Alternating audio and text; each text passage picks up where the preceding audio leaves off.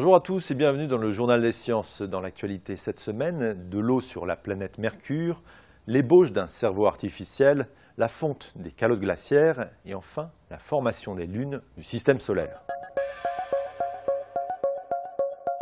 Il y a de l'eau sur Mercure, de la glace d'eau plus exactement.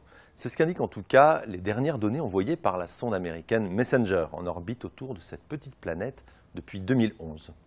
Surprenant? Pas totalement, car si la température de surface monte de jour à plus de 400 degrés, elle redescend à moins 170 degrés la nuit, une conséquence de la quasi-absence d'atmosphère. Or, certaines régions sont perpétuellement plongées dans l'obscurité, ce qui arrive notamment au fond de certains cratères ou à proximité des pôles. C'est d'ailleurs principalement dans ces régions que Messenger a pu surprendre, grâce à son spectromètre, la présence de glace d'eau en grande quantité, confirmant des mesures réalisées dans les années 90 à l'aide de radiotélescopes terrestres. Selon les données recueillies, cette glace se trouve recouverte d'une couche de matériaux sombres, carbonés. Ces éléments ont très vraisemblablement été apportés par les astéroïdes et les comètes qui ont percuté la planète depuis sa formation. Sur Terre, ces mêmes éléments sont soupçonnés d'avoir participé à l'émergence de la vie. Étant donné les conditions extrêmes régnant sur Mercure, autant dire que personne n'imagine y découvrir la moindre ébauche de vie. La fonte des calottes polaires contribue à l'élévation des mers, mais dans quelle mesure? Jusqu'à présent, les nombreuses études, près d'une trentaine, aboutissaient à des résultats parfois différents. Or, en marge de la conférence de Doha sur le climat, 47 scientifiques issus de 26 laboratoires internationaux viennent de publier dans la revue Science une étude qui devrait mettre tout le monde d'accord. En combinant les données de 3 méthodes satellitaires indépendantes, utilisant l'altimétrie, l'interférométrie et la gravimétrie, les chercheurs ont pu montrer qu'entre 1992 et 2011, la fonte des calottes polaires a participé à une hausse du niveau des mers de 11,1 mm, soit environ 20% de la hausse totale, les 80% restants étant assurés par la dilatation thermique des océans. La fonte de la calotte du Groenland participe aux 2/3 de cette augmentation. Elle perd ainsi près de 152 gigatonnes de glace en moyenne chaque année. L'Antarctique connaît des fontes moins importantes. À l'est, l'épaisseur de la calotte a légèrement augmenté, mais pas suffisamment pour compenser les pertes plus importantes à l'ouest. Ces nouveaux chiffres entrent dans la fourchette d'estimation du dernier rapport du GIEC, le groupement intergouvernemental des experts sur le climat. En revanche, ils montrent une accélération du phénomène sous-estimé, en particulier au Groenland, où la fonte des glaces a été multipliée par 5 depuis 1992. Construire un cerveau artificiel, l'idée poursuit doucement son chemin. Mais le cerveau humain, constitué de neurones, ne se comporte pas exactement comme un ordinateur.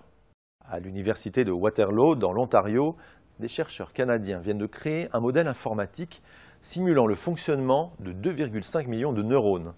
Cela peut paraître beaucoup, mais on est encore loin de la centaine de milliards de neurones du cerveau humain.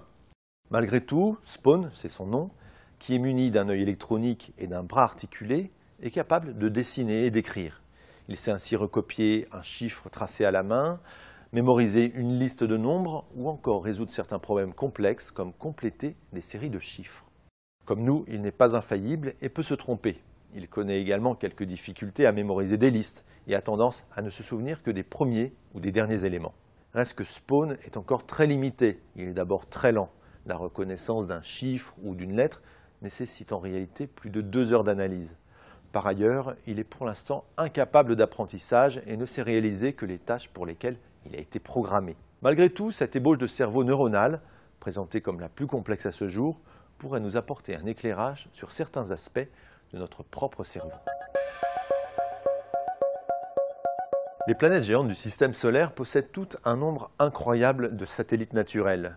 Mais pourquoi et comment toutes ces lunes se sont-elles formées ? Jusqu'à présent, les astronomes étaient peu précis sur la question.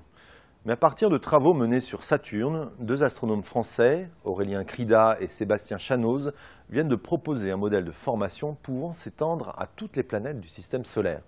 En 2010 et 2011, les données recueillies par la sonde Cassini ont permis aux astronomes de décrire le mécanisme de formation des lunes de Saturne. Les chercheurs ont montré que les anneaux de la planète, disques très fins constitués de petits blocs de glace, donnaient eux-mêmes naissance à des satellites de glace. Au cours du temps, les anneaux s'étalent et lorsqu'ils atteignent une certaine distance de la planète, appelée limite de Roche, leurs extrémités s'agglomèrent, formant de petits corps qui se détachent et s'éloignent. Dans une nouvelle étude, les chercheurs français montrent que ce principe est valable pour les autres planètes géantes. Ce modèle explique notamment pourquoi les lunes les plus grosses sont toujours les plus éloignées et pourquoi il existe une accumulation de petits satellites près de la fameuse limite de Roche. Il suggère également que les planètes géantes telles qu'Uranus ou Neptune possédaient autrefois des anneaux aussi massifs que Saturne aujourd'hui. Pour les chercheurs, le modèle s'applique également aux petites planètes. Selon eux, un anneau de débris autour d'une planète telle que la Terre ne peut donner naissance qu'à un seul satellite naturel, d'où la présence de la Lune autour de notre planète. Voilà, ce numéro est terminé. On se retrouve vendredi prochain pour un nouveau tour d'horizon de l'actualité scientifique. En attendant, retrouvez-nous sur scienceactualité.fr, le site de la rédaction. À la semaine prochaine.